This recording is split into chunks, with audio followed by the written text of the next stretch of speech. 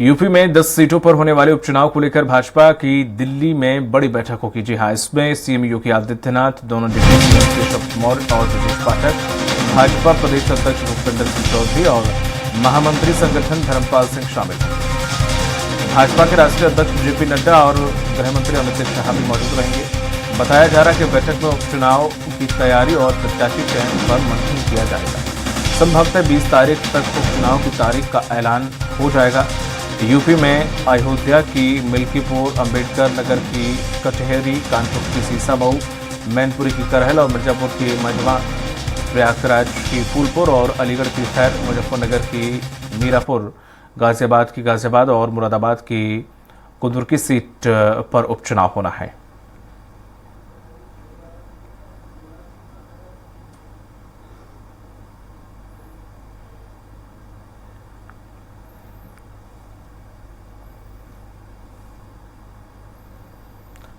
और इसमें प्रदेश अध्यक्ष भी मौजूद रहेंगे। इस बैठक में प्रत्याशियों के नाम पर इस बैठक में विचार विमर्श किया जाएगा।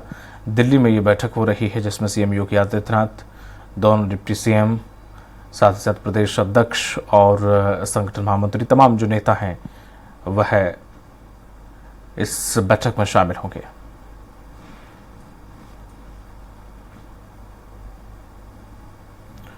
और इस बैठक में गृह मंत्री अमित शाह भी मौजूद रहेंगे। इस बैठक को जेपी नड्डा लेने वाले हैं, जो कि राष्ट्रीय अध्यक्ष हैं बीजेपी के। और इस मीटिंग के दौरान प्रत्याशियों के नामों पर विचार विमर्श किया जाएगा।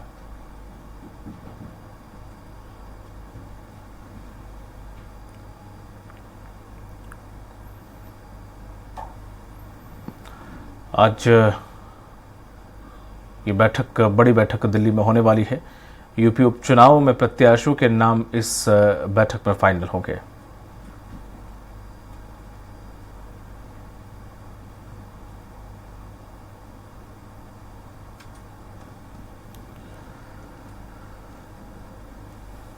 उत्तर प्रदेश में उपचुनाव नजदीक है, ऐसे में प्रत्याशियों को लेकर लगातार मंथन चल रहा था और एक बड़ी बैठक आज दिल्ली में होने वाली है जिसमें आज नाम फाइनल होंगे।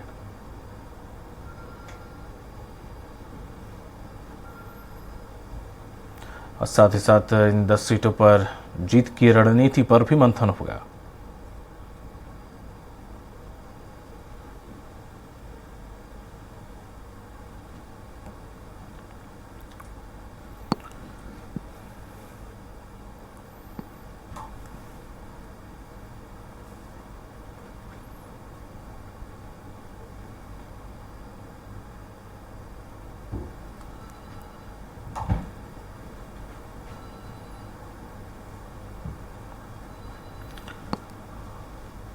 अधिक जानकारी के साथ लाइव हमारे साथ जुड़ गए हैं घनश्याम निशान चौरसिया, उत्तर प्रदेश के लखनऊ से।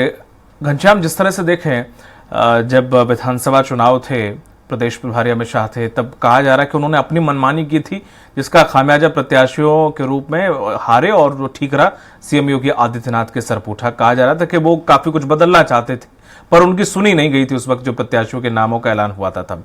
अब चूंकि 10 जो उपचुनाव सीटों पर होने वाले हैं, ऐसे में जाहिर है कि एक प्रतिष्ठा का भी सवाल है और एक नाक का भी सवाल है सीएम योगी आदित्यनाथ के, और पूरी बीजेपी की प्रतिष्ठा का सवाल है कि इन 10 में से कुछ ना कुछ ज्यादा से ज्यादा एटलीस्ट अपनी सीटें तो बचा ही जाए, बाकी की तो छोड़ो। अब ऐसे में प्रत्याशियों पर मंथन चल रहा है। अभी बीजेपी में कुछ अंदर खानी तौर पे अच्छा सब कुछ ठीक चल नहीं रहा है। उप मुख्यमंत्री कोई अपनी चला रहा, कोई अपनी चला रहा वाले हिसाब अभी देखने को मिल रहा है। अभी इस बैठक में सभी लोग शामिल हो रहे हैं, जो दोनों डिप्टी सीएम हैं, मुख्यमंत्री हैं, प्रदेश अध्यक्ष हैं। क्या कुछ इस बैठक में निष्कर्ष निकलेगा? कौन कौन प्रत्याशी कहां कहां हो सकता है? और इस बार इन चुनावों में क्या सीएम योगी आदित्यनाथ की बात तो सुनी जाएगी जो पहले कहीं ना कहीं दरकिनार की, और उसका खामियाजा भी यहां पर भुगतना हो? देखिए दीपक, विधानसभा ने बीते लोकसभा में इस तरीके की बातें आई थी। विधानसभा में तो एक प्रचंड बहुमत मिली, योगी सरकार की दूसरी बार उसने सरकार बनाई। लोकसभा में वो 62 सीटों से घट करके सीधे 33 सीटों पे आ गई। दूसरी पार्टी के तौर पे यहाँ पे वो पहले नंबर पे उत्तर प्रदेश में समाजवादी पार्टी बन गई।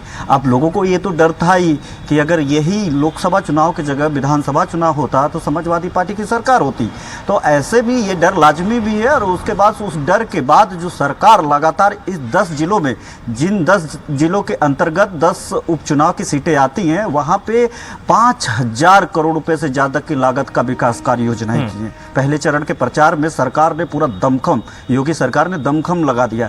उसमें 30,000 से ज्यादा घनश्याम यहीं पे मैं आपको थोड़ा सा रोकना चाहूंगा। उनको गाहे बगाहे बागपत से बड़ी खबर आ रही है। घनश्याम मैं आपको रोकना चाहूंगा। बागपत से बड़ी खबर, जहां पर उत्तर प्रदेश के बागपत जिले में ईस्टर्न पेरिफेरल एक्सप्रेस वे पर एक दर्दनाक सड़क हादसा हुआ है। तेज रफ्तार ट्रक ने 3 लोगों को रौंद दिया है, जिससे तीनों की मौके पर ही मौत हो गई है। एक अन्य व्यक्ति गंभीर रूप से घायल हो गया है। हादसा थाना चांदीनगर क्षेत्र के लहचोड़ा गांव के पास ईस्टर्न पेरिफेरल एक्सप्रेस पर हुआ है। परिजनों के मुताबिक तेज रफ्तार ट्रक चालक की लापरवाही से यह पूरा हादसा हुआ है, जिसमें मृतक हापुड़ जनपद के रहने वाले बताए जा रहे हैं। नन्हे, हाशिम और अकील हैं। फिलहाल पुलिस ने तीनों के शवों को कब्जे में लेकर मोर्चरी में भेज दिया है। अधिक जानकारी के साथ वीरेंद्र तोमर जुड़ गए हैं। वीरेंद्र, कैसे हुआ हादसा? जी सर, मैं जी आपको बताना चाहता हूँ, ये जो है ना चांदीनगर थाना क्षेत्र का मामला है। गांव लसोड़ा का एक्सप्रेस रोड पे जो है गाड़ी थी, तेजी से थी। अब वो तीनों को जो है मौत की घाट उतार गया। चौथा जो है घायल है। मोर्चरी में जो है सब लोग, पुलिस चांदीनगर में सब मोर्चरी में पहुंचा दिए गए सब। जी सर। जी, तमाम जानकारी के लिए बहुत बहुत शुक्रिया आपका वीरेंद्र। हमारे साथ लगातार बने हुए लखनऊ से हमारे सहयोगी घनश्याम।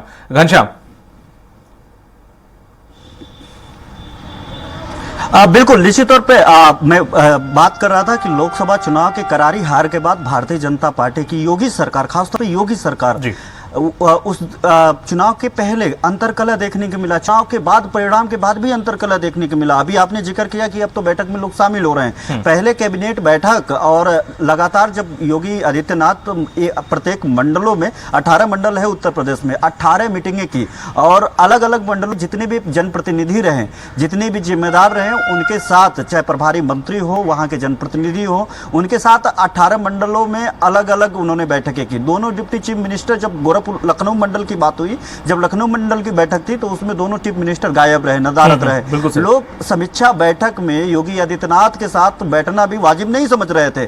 और एक तरफ तो ये बातें, दूसरी तरफ ये बातें कि जिन प्रत्याशियों का लिस्ट योगी आदित्यनाथ के खेमे के द्वारा, योगी आदित्यनाथ के द्वारा दिया गया था, वो उसको नजरअंदाज कर दिया गया। और ये भी बताया गया, जो यहाँ पे राजनीतिक सरगर्मियां बनी रही, राजनीतिक गलियारों में चर्चा का विषय बना रहा कि इसमें जो गृह मंत्री अमित शाह हैं, संगठन के कर्ता धर्ता हैं इस वक्त, मौजूदा वक्त में लगभग पूरे देश में उनका एक छत्र राज चलता है निर्णय को लेकर के।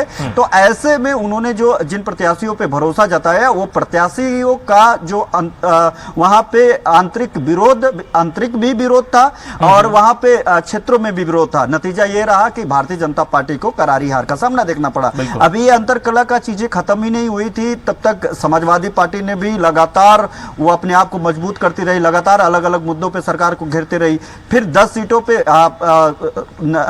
गनीमत रही कि 10 सीटों पे जो उपचुनाव होने जा रहे हैं वो 6 महीने के अंदर होते हैं, जहां पे सीटें खाली होती है। लोग सांसद बने हैं सिर्फ सीसामऊ कानपुर की एक सीट छोड़ करके, जहां पे इरफान सोलंकी सजा याफ्ता है। बाकी 9 सीटों पे जो विधायक थे वो सांसद बन चुके हैं। लेकिन अन्य राज्यों में जो उपचुनाव था, उपचुनाव हो गया। गनीमत रही कि उत्तर प्रदेश में नहीं हुआ। अगर तत्काल में हुआ होता तो ये भी एक मैसेज जो जीत करके भारतीय जनता पार्टी या योगी सरकार देना चाहती है, वो भी मैसेज शायद ही दे पाती, क्योंकि लोकसभा चुनाव में उनको करारी हार का सामना करना पड़ा था। और भारतीय जनता पार्टी की अपेक्षा समाजवादी पार्टी ने प्रचार प्रसार भी उस जोर में नहीं किया जिस जोर में भारतीय जनता पार्टी ने किया था, जिस जोर में एक राजनीतिक दल को करना चाहिए सत्ताधारी दल के अपेक्षा। उसके बावजूद सबसे ज्यादा वोट जो है समाजवादी पार्टी खेमे में गिरी। तो ये चिंता की विषय राज्य का नेतृत्व हो उसके लिए, चाहे केंद्र का नेतृत्व हो उसके लिए, दोनों के लिए थे। लगातार दौरे बढ़े, लगातार एक दूसरे की खामियां बढ़ी, अंतरकलह बढ़ा।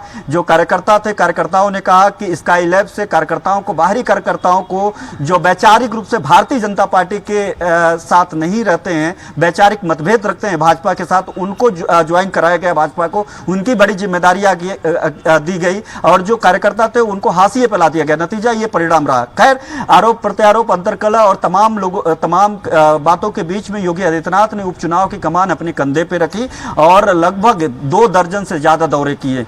और चाहे वो सीसामऊ हो, कुंदरकी हो, अयोध्या का वो हार्ट सीट हो, जिस सीट को लेकर के लगातार विपक्षी दल भारतीय जनता पार्टी को चिढ़ा रहे हैं कि भगवान राम और अयोध्या का राजा अवधेश प्रसाद जो वहाँ के विधायक थे, सांसद बने, और तमाम तरीके की बातों को लेकर के लगातार मानसिक दबाव जो भारतीय जनता पार्टी के ऊपर बन रही है, वो उस सीट पे भी योगी आदित्यनाथ लगातार दौरे कर रहे हैं। अब आज बेहद महत्वपूर्ण बैठक है, अमित शाह योगी आदित्यनाथ के साथ बैठक है। इसमें जेपी नड्डा भी भाग लेंगे, संगठन के लोग भाग लेंगे, दोनों डिप्टी चीफ मिनिस्टर भी उत्तर प्रदेश के भाग लेंगे।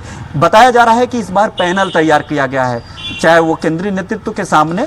अब उत्तर प्रदेश राज्य के जो राज्य नेतृत्व है वो मुख्यमंत्री योगी आदित्यनाथ के साथ पैनल रखेगा। एक एक पैनल में 4-4 लोगों का नाम रखा गया है, 4 से 5 लोगों का नाम रखा गया है। अब आज उस पर डिस्कशन होगा, मंथन होगा कि कैसे 10 में से अधिकतम सीटों पे कब्जा किया। एक तो दीपक, आप तो जानते हैं, चाहे जिस भी राज्य की बात हो, जब उपचुनाव की बात होती है तो सत्ताधारी दल का प्रभाव काफी ज्यादा देखने के लिए मिलता है, तो उसका भी लाभ भारतीय जनता पार्टी लेने की कोशिश करेगी। और इस कोशिश में इस बार ज्यादा से ज्यादा सीटें जीतने की उसकी कवायद इसलिए भी होगी कि आगामी कुछ ही महीनों बाद, अगर कह सकते हैं कि 2027 में विधानसभा चुनाव होगा फुल फ्लैश उत्तर प्रदेश में, उसके पहले ये चुनाव है। इसके बाद कोई ऐसा चुनाव बचेगा नहीं जिसको लेकर के मैसेज कन्वे करे। लोकसभा चुनाव में अप्रत्याशित जीत हासिल की समाजवादी पार्टी ने, और अगर इन 10 सीटों पे उपचुनाव में भी अच्छी सीटें हासिल कर ली तो 2027 के लिए एकदम साफ मैसेज चला जाएगा कि जनादेश अब भारतीय जनता पार्टी से खसक करके सपा की तरफ चली गई है। अब इसी बीच में थोड़ा सा मौका 10 सीटों का मिला है भारतीय जनता पार्टी के लिए, जो अब इन 10 सीटों पे कब्जा करके, अधिकतम सीटों पे कब्जा करके अब ये मैसेज कन्वे करेगी कि लोकसभा चुनाव में जो माहौल रहा, जो परिणाम रहा, वो भले ही भारतीय जनता पार्टी के खिलाफ रहा, लेकिन विधानसभा चुनाव के दरमियान योगी आदित्यनाथ पे यहाँ की जनता विश्वास करती है। और यही कारण है कि लगभग 5,000, जिसका भी जिक्र थोड़ी देर पहले दीपक किया कि 5,000 करोड़ रुपए से ज्यादा लागत के विकास कार्य योजना, नई योजनाएं इन 10 सीटों के जो जिले हैं, उन 10 सीटों के अंतर्गत मुख्यमंत्री योगी आदित्यनाथ ने वहां पे दौरे करके, वहां पे कई तरीके के कार्यक्रम करके वहां पे पूरा किया। 30,000 से ज्यादा युवाओं को गाए बगाए, वो चाहे सरकारी नौकरी हो या फिर प्राइवेट नौकरी हो, कंपनियां हो, रोजगार मिले का सबसे ज्यादा, क्योंकि रोजगार सृजन करना था, तात्कालिक रूप से लाभ देना था, तो प्रत्येक जिलों में ऐसे प्रत्येक जिलों में जो है रोजगार मेले का आयोजन किया गया। तमाम बड़ी बड़ी 50-50 की टॉप 10 टॉप 50 कंपनियां वहां पे बुलाई गई। उन कंपनियों के मार्फत उनको जो है नौकरी देने की कोशिश की गई, नौकरी दी भी गई। 30,000 से ज्यादा का आंकड़ा बता रहे हैं, चाहे वो छोटे नौकरी से लेकर के बड़े नौकरियों तक का आंकड़ा सरकार के पास है।